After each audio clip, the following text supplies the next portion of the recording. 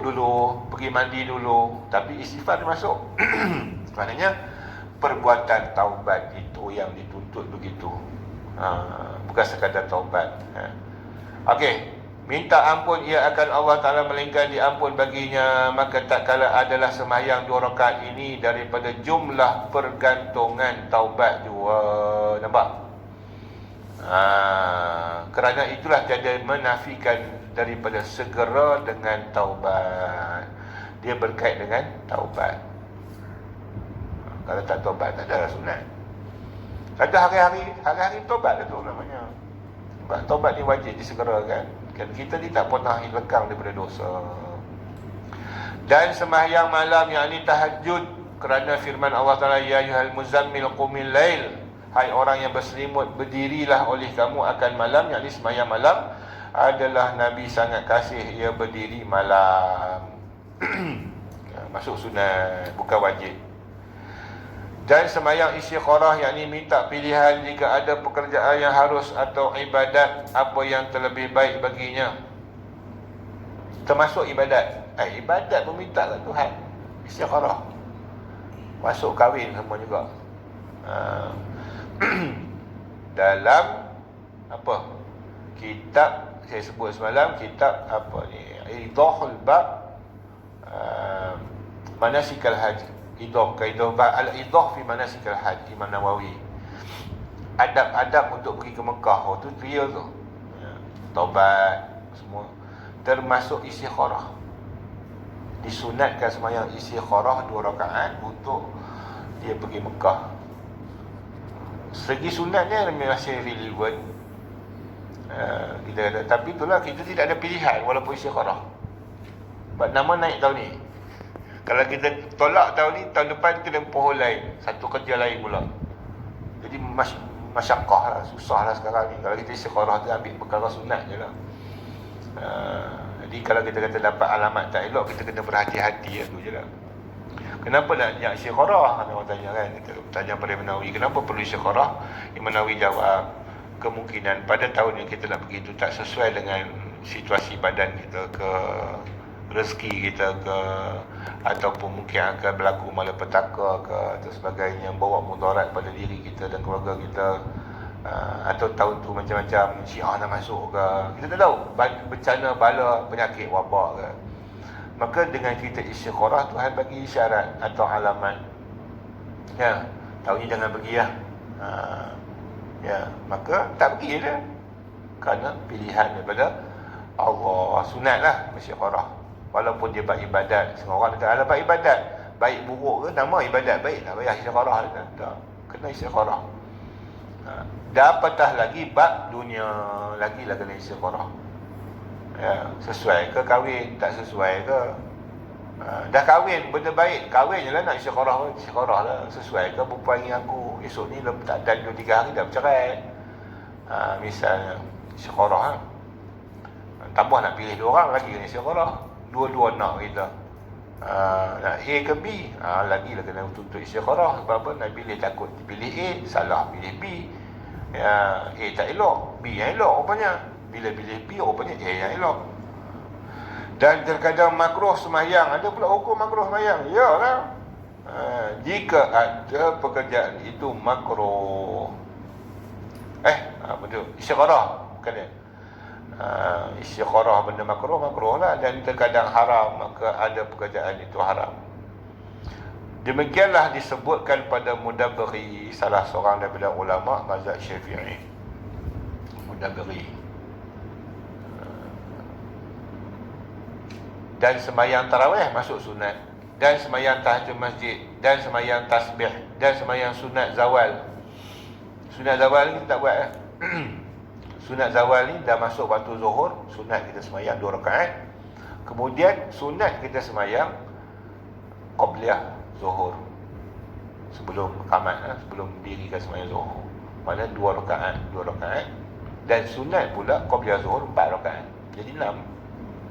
Bagi yang faham sunat zawal tu bukan sembahyang qabliyah zuhur. Bagi yang faham sunat zawal tu adalah sunat zuhur, maka tidak ada zawal. Ada yang berlaku khilaf dalam sembahyang subuh. Banyak orang tanya juga, Ustaz, semayang solat fajar tu dengan semayang subuh tu sama ke? Dalam Fathul Mu'in sebut, ya, bagi yang saya sebut dah, yang kata adanya sunat fajar, ada kaul kata sunat fajar tu lain daripada sunat qabliyah subuh, sunat subuh. Maka dia sembahyang sunat fajar 2 rakaat, kemudian baru sembahyang subuh 2 rakaat. Ada pendapat ulama dia kata zawal fajar dengan subuh tu sama lah. Yang kata fajar tu subuh, subuh tu fajar, tak payah buat lah dua-dua. Jadi benda tu berlaku khilaf. Yang pentingnya kita lah, sebab kita yang jumpa khilaf tu. Ya, boleh ke buat? Ya. Siapa nak pahala buat lah, buat dua-dua. Buat khilaf. Afdal lah, lari pada khilaf. Boleh buat, afdal pun. Siapa tak nak buat, tak larat, tapi rasa sayang kat tinggal. Islam. Rasa sayang kat tinggal, tapi rasa nak buat juga, rasa buat malas. Buat gabungkan. Aku sembahyang sunat zawal serta qabliyah subuh. Sunat zawal serta qabliyah zuhur. Dapat tumpang sekaki. Boleh. Wahabi tak bagi campur gabungnya. Mazhab Syafi'i boleh. Dan sembahyang qada sunat yang mempunyai waktu. Sunat yang mempunyai waktu, sunat qada. Sunat punya sebab tak sunat qada. Pasal gugur sebab dia. Saya baru tahu, Ustaz, sunat ni sembahyang lepas akad nikah. Sembahyang dia pun bukan sembahyang khusus lepas akad nikah tu sunat, itu pun menjadi jauh juga. Dia sunat sebab dia macam sunat syukur. Dah akad nikah, sunat sembahyang tak asal dasar syukur kerana dah berkahwin. Jadi dia panggillah sunat nikah. Dah habis ada beranak masuk cucu dah, dia dah baru teringat kita nak sembahyang sunat akad nikah. Tak boleh lah, habis luput dah waktu sebab dia dah tak ada dah. Kalau nak kahwin lain lah, dapat sebab baru. Akad nikah lain pula, dapat sebab lain lah. Tapi kalau sembahyang waktu boleh qada. Saya masa muda dulu memang tak sembahyang qabliyah ba'diyah ni. Qadah hari. Boleh. Rasa kita nak ambil balik zaman silam kita, luput tu kan, tak buat. Boleh. Pas sembahyang qada. Tak ada masalah. Ya, dan bagus pun sebab dia sunat berwaktu, qabliyah dan ba'diyah. Dan sembahyang sunat rojok, yakni kembali daripada safir, bukan rojok kahwin. Dah kahwin tu rojok, bukan masuk bilik lah, yang apa. Senang balik, sunat balik daripada musafir, kita sembahyang 2 rakaat, dan iaitu 2 rakaat dinamakan sunat qudum. Disembahyangkan keduanya di masjid. Sunat qudum ni di masjid. Dahulu daripada masuk ke rumah.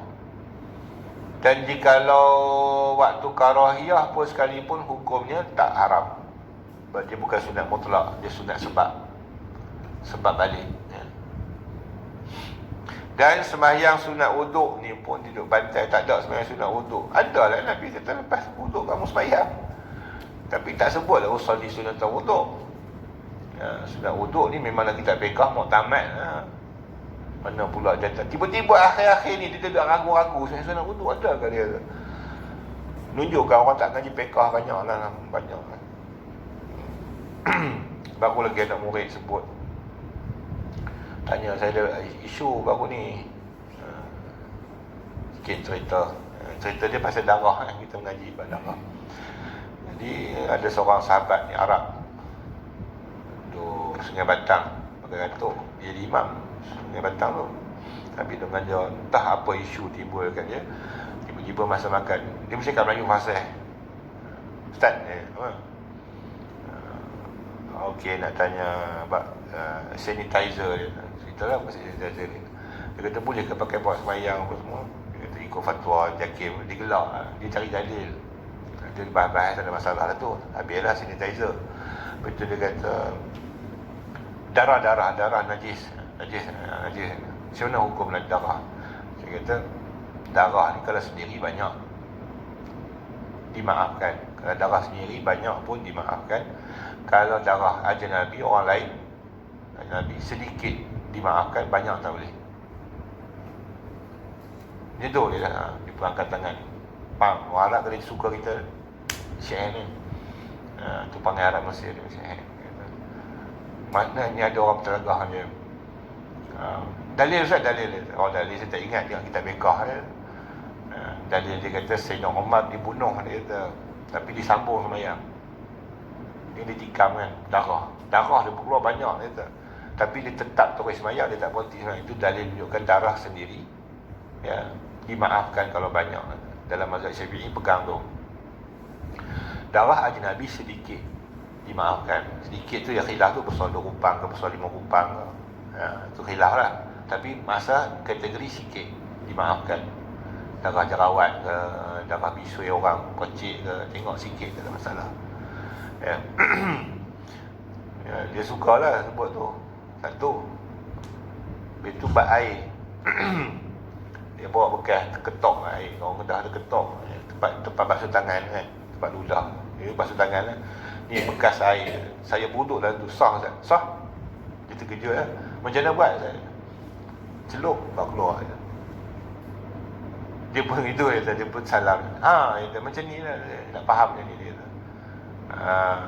Tak jadi mustamal Ustaz? Tak.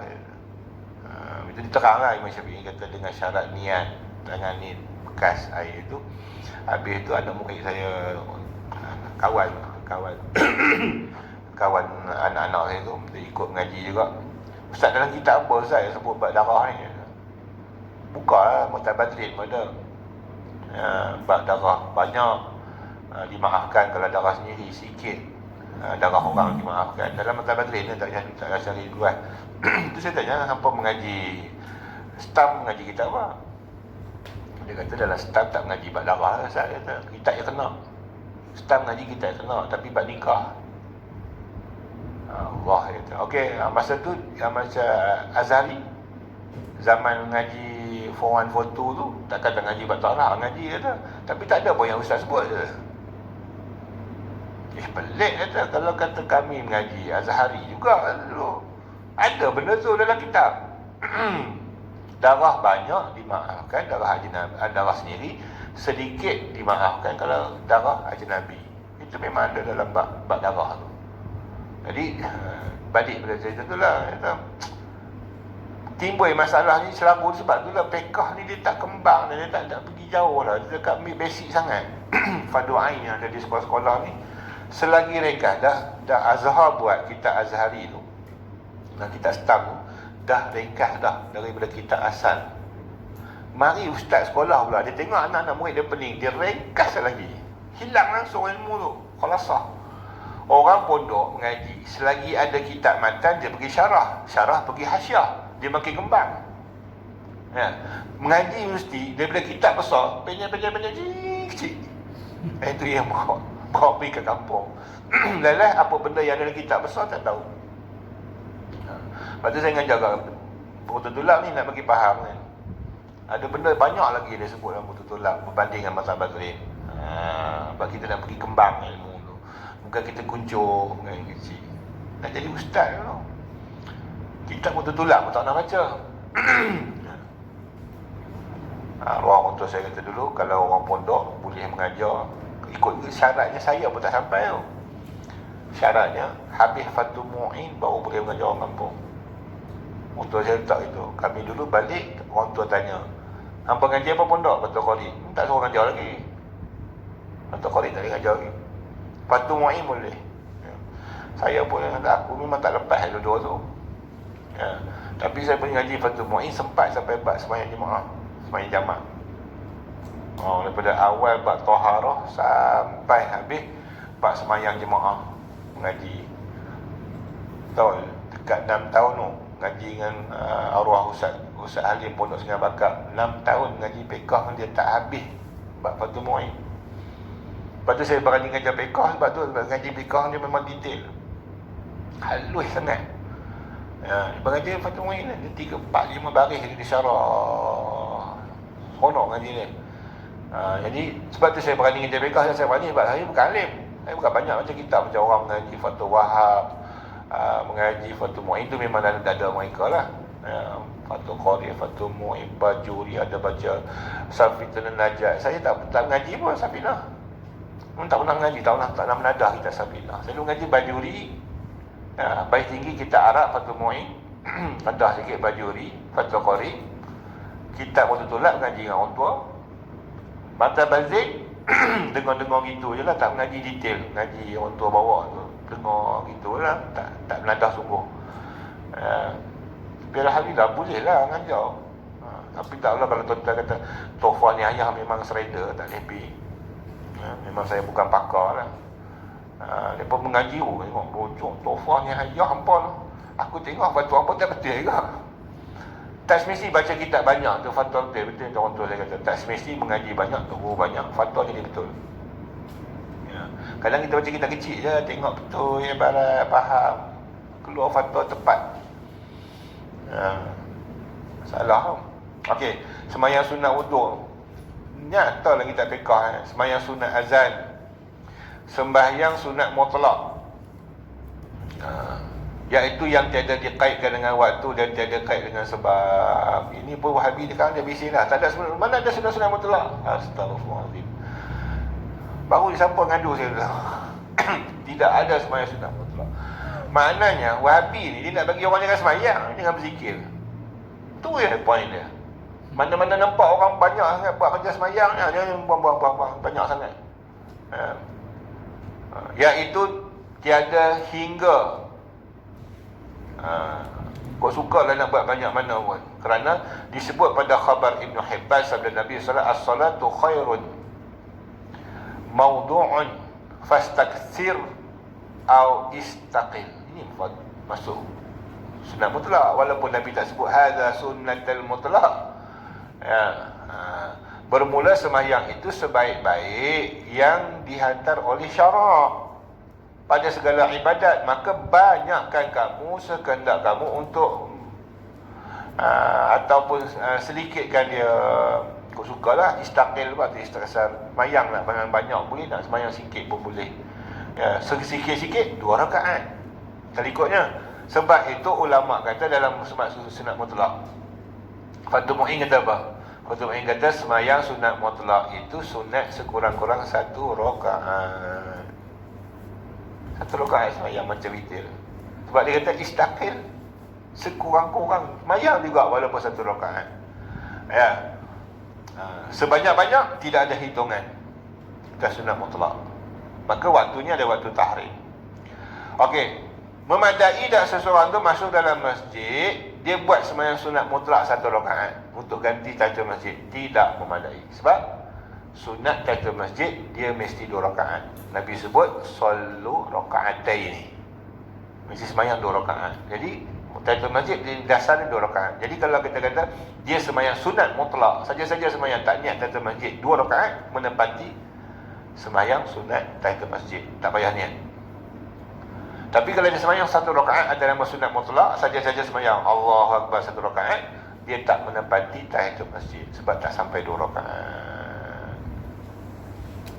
Dan sujud tilawah dan sujud syukur atau sujud sahwi maka lagi akan datang tu pun sunat kenyataan pada tempatnya. Dan lain daripada sebut itu pada bab solatul nafli seperti sembahyang sunat hajat dan 2 rakaat tawaf dan tak kala hendak dibunuh. Sunat sembahyang. Pasal ulama-ulama mana pun nak kena bunuh nanti tak nak sembahyang 2 rakaat. Sunat. Ini nak cari dalil mana ni? Nak cari dalil mana? Nabi dibunuh. Nabi pun belum tunjuk pun. Ni, sekejap aku nak sembahyang dulu 2 rakaat. Dapat tak bunuh-bunuh malaikat kan? Nabi bukan, Nabi meninggal di atas katil. Dan 2 rakaat tak kala hendak keluar daripada tempat. Kita nak keluar musafir, sunat. Dan 2 rakaat tak kala masuk pada tempat. Wallahualam. Ya, itu masuk yang muakkad.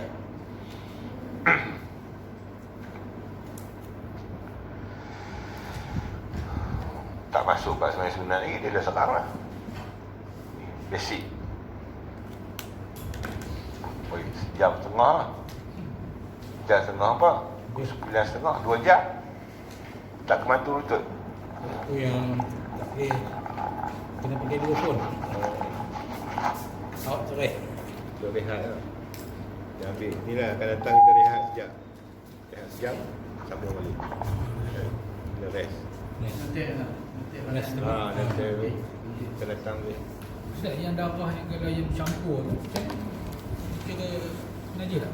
Campur apa? Campur telur ada Tak. air lain. Tak. Campur telur tak najis. Sebab dia darah. Maaf pada pakaian dan badan. Kalau campur dengan air Campur dengan air biasa untuk minum makan tak boleh. kadang Dia najis itu najis yang dimaafkan walaupun dia bukan najis. Bercampur air tu bukan najis kan. Dia dimaafkan lah. Kalau dia bercampur dengan air. macam kalau darah tu mandi kan. Kalau mandi darah tu masih lagi mengalir campur dengan air mandi. Oh, boleh lap ya. Dia tak gaduh basuh, tu keringanan. Dia lap lah. Mana kalau peluh tak boleh. Dia jangan campur dengan najis ajnabi. Najis asing dan tercampur dengan tai ke. Tak ni lah. Najis tu berat. Okay, soalan. Kalau yang semalam budak-budak yang macam terikau itu bagi salam, dia jawab haram. Kalau dia jawab sebab dia belum mayis. Dia tak wajib lah, dia tak mukallaf. Dia bukan tak. Ada kanak-kanak yang tak mukallaf. Dia yang masuk kanak-kanak mumayyiz. Mumayyiz tu kena jawab. Yang mumayyiz tu kalau ikut dia tak mukallaf juga. Yang dihukum situ. Dia tak mukallaf tapi wajib jawab. Yang bawah pada mumayyiz ni, bawah ni, dia tidak ada hukum atas diri dia tu. salam tak. Tapi kita sebagai tarbiyah kita jawab lah. Dia bagi salam jawab, takkan tak jawab lah. Tapi tak wajib.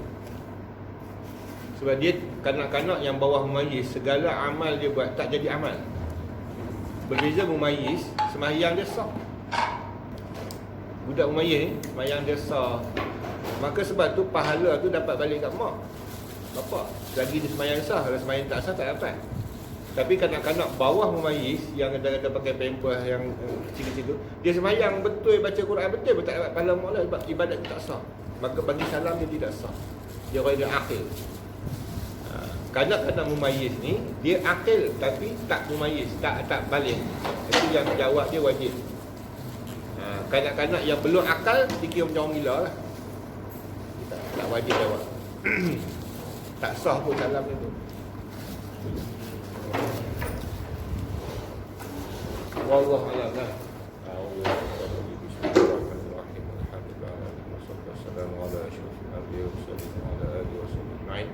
اللهم افتح علينا الطريقين اللهم افتح علينا الطريقين اللهم افتح علينا الطريقين اللهم نور قلوبنا من هداية الى ما نرى وتعظم شركك ولمدى برحمتك.